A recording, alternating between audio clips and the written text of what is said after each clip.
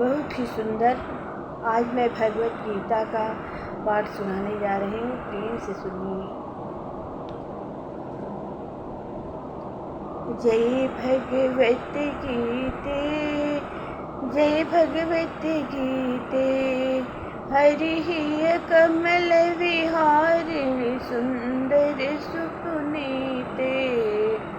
जय भगवत गीते, कर्म सुमर्म प्रकाशिनी कामासक्ति हरा।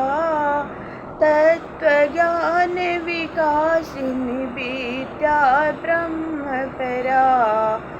जय भगवत गीते, निश्चल भक्ति विदायिनी निर्मल मलहारी।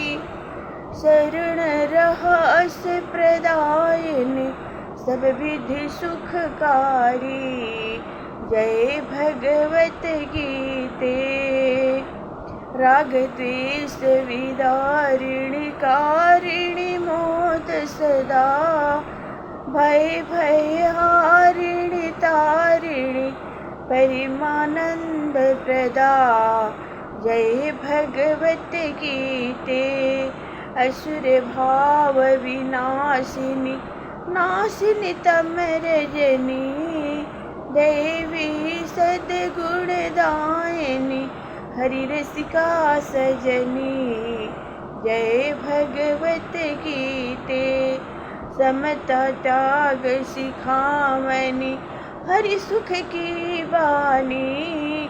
सकल शास्त्र की स्वामिनी श्रुतियों की रानी। जय भगवत गीते, दया सुधा बरसावनी मात कृपा कीजिए। हरि पद प्रेम दान कर अपनों कर लीजिए। जय भगवत गीते, जय भगवत गीते, जय भगवत गीते।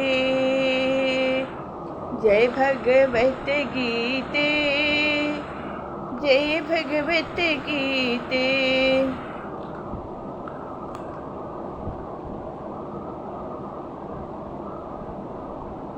अब मैं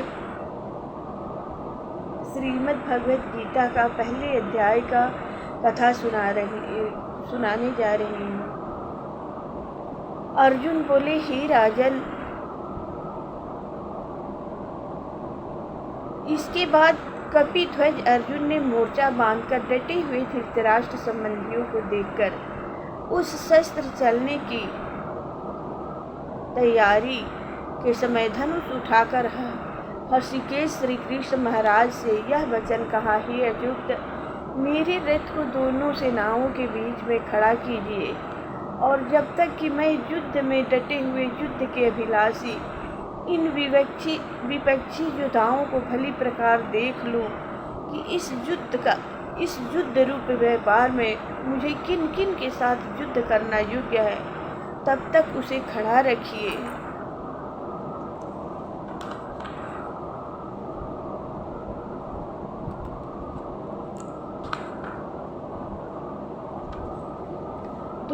दुर्बुद्धि दुर्योधन युद्ध में हित चाहने वाले जो ये राजा लोग इस सेना में आए हैं, इन युद्ध करने वाले को मैं देखूंगा।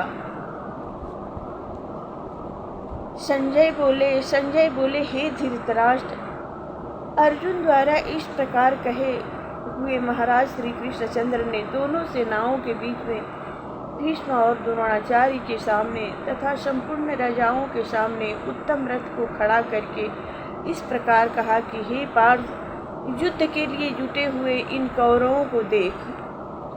इसके बाद पृथा पुत्र अर्जुन के उन दोनों ही सेनाओं में स्थित ताऊ, चाचों को, दादों को, परदादों को, गुरुओं को, मामाओं को, भाइयों को, पुत्रों को, पौत्रों को तथा मित्रों को, ससुरों को और सुहृदों को भी देखा।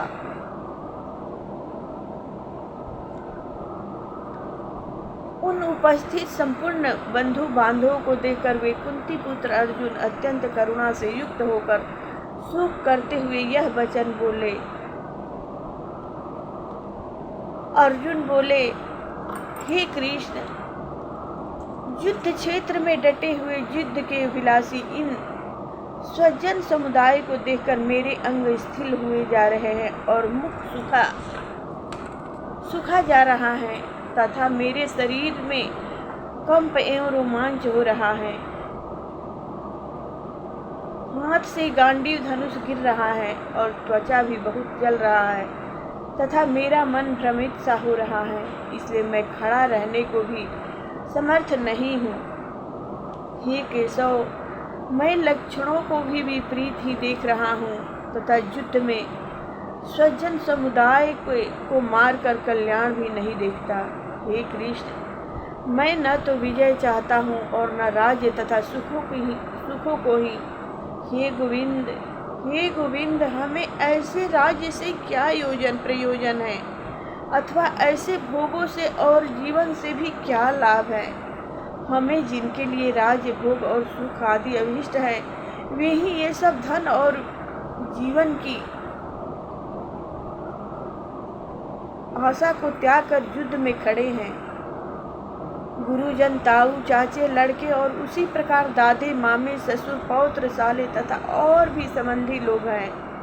हे मधुसूदन, मुझे मारने पर भी अथवा तीनों लोगों के राज्य के लिए भी मैं इन सबको मारना नहीं चाहता, फिर पृथ्वी के लिए तो कहना ही क्या है।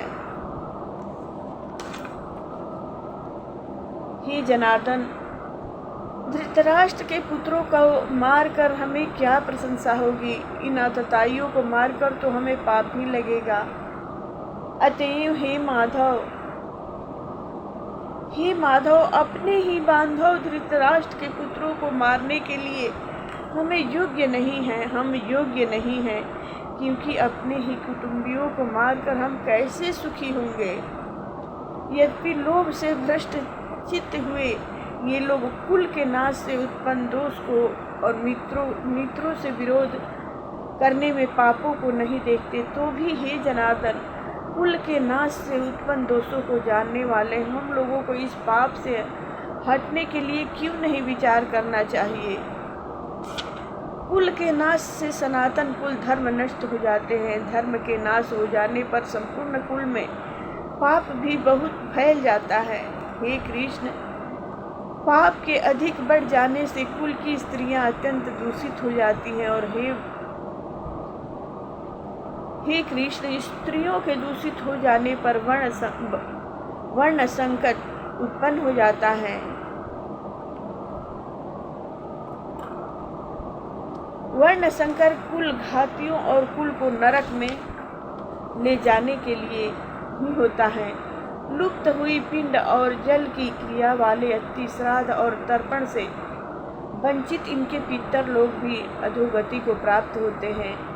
इन वर्ण संकट कारक दोषों से कुल घातियों के सनातन कुल धर्म और जाति धर्म नष्ट हो जाते हैं। हे जनार्दन, जिनका कुल धर्म नष्ट हो जाता है, ऐसे मनुष्य का अनिश्चय काल तक नरक में वास होता है, ऐसा हम सुनते आए हैं। हाँ, शोक हम लोग बुद्धिमान होकर भी महान पाप करने को तैयार हो गए हैं, जो राज्य और सुख के लोभ से स्वजनों को मारने के लिए उहत हो गए हैं। यदि मुझ शास्त्र हित एवं सामना न करने वाले को शास्त्र हाथ में लिए हुए धृतराष्ट्र के पुत्र रण में मार डाले, तो वह मारना भी मेरे लिए अधिक कल्याणकारक होगा। संजय बोले, रणभूमि में शोक से उद्विग्न मन वाले अर्जुन इस प्रकार कहकर बाण सहित धनुष को त्याग कर रथ के पिछले भाग में बैठ गए।